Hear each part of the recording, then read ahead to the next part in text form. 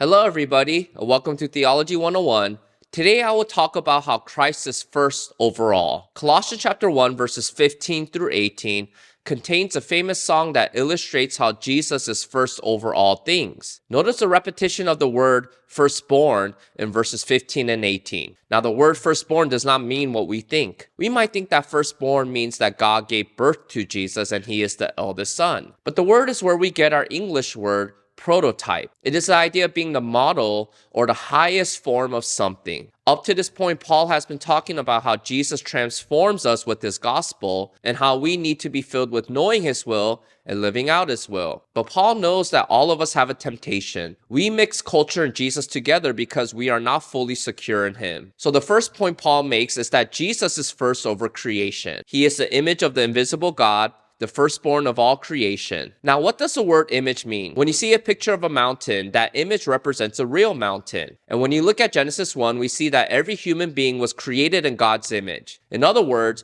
we represent God in some way. But the problem is that we are broken with sin and have become cracked images of God. But Jesus is the image of the invisible God. He is not a cracked image, but perfectly reflects the Father in every way. Now, you might be wondering, how can something invisible, namely God, have an image? In Greek philosophy, an image shares in the reality that it reveals. Typically, a sign of a mountain is simply a reflection of a mountain, but it does not share any of the same elements of a mountain. In other words, a sign of a mountain is not made from rock. But according to Greek philosophy, an image also shares in the reality that it reveals. An image was not considered something distinct from the object it represented, but as something that shares in the reality of that object. So an image of a mountain will be made from the same rock as that mountain, for example. Paul takes this idea and says that Jesus is not just a separate picture of God, but he is a picture that shares in the very nature of God. This is why Hebrews chapter 1 verse 3 says this: He is the radiance of the glory of God and the exact imprint of his nature,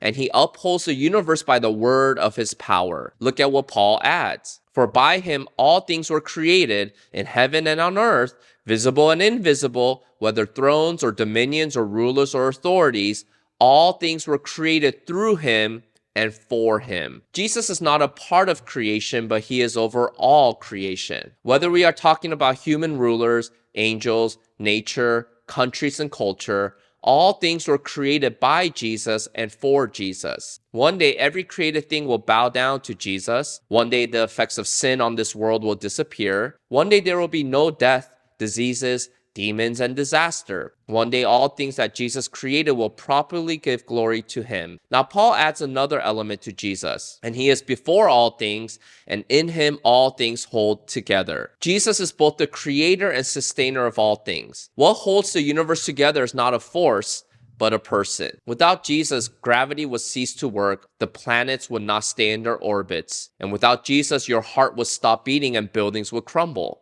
Now, Paul moves to the second stanza of this poem, which reveals that Jesus is first over the new creation, and he is the head of the body, the church. He is the beginning, the firstborn from the dead, that in everything he might be preeminent. Paul moves from the cosmos to the church. And the reason why I call the church the new creation is because every Christian is part of a new reality, a new kingdom, and have become a new people. You see, the Colossians were hearing false teachings claiming that they needed to tap into a mystical divine energy or follow some rules. But Paul is debunking that by saying that since Jesus is the head of the church, all you need is to be connected to him. You see, there's a big difference between Jesus being first in the physical universe, being first in the church. Christ does not love the universe the same way he loves the church. Christ did not go to the cross for mountains, but the church. And Paul will give 3 reasons why Christ is qualified as first over the church. He resurrected from the dead. Notice the phrase of firstborn from the dead. This refers to Christ's resurrection. Paul said in 1 Corinthians chapter 15, verses 20 to 23, that Jesus is the first fruits of the resurrection. First fruits refer to the first batch of fruits in the harvest that tells the farmer how the rest of the harvest will look. Jesus is the first fruit of the resurrection, which tells us how our resurrection will look. And the reason why Jesus resurrected from the dead is so that he can demonstrate his supremacy over the new creation. Then we see that Jesus represents God, for in him all the fullness of God was pleased to dwell. Jesus is fully God. The word dwell has an interesting meaning. Back in the Old Testament, God would choose a place to dwell. At times, his glory will dwell on a mountain called Zion. His glory will dwell in the tabernacle. And then his glory will dwell in the temple. Wherever God dwells is where a person can encounter him. But the thing about walking into God's presence was that no human being could do so without dying. But when Jesus became a man, he became a dwelling place of God. And unlike previous dwelling places of God, Jesus does not withhold God's presence. When you look at him, you see the full image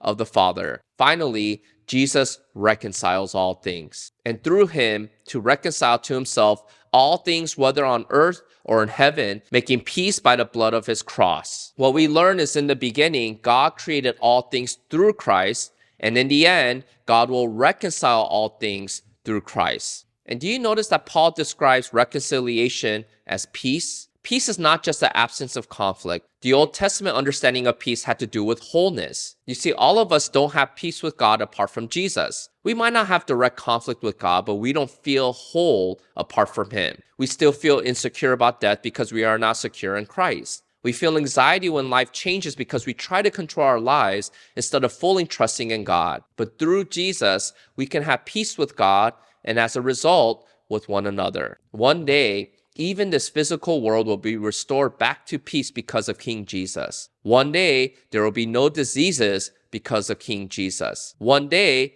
there will be no natural disasters because of King Jesus. One day, there will be an end to racism and political wars because of King Jesus. One day, there will be no more deaths because of King Jesus. One day, there will be no more tears of sorrow because of King Jesus. One day, King Jesus will return to establish his kingdom forever on earth.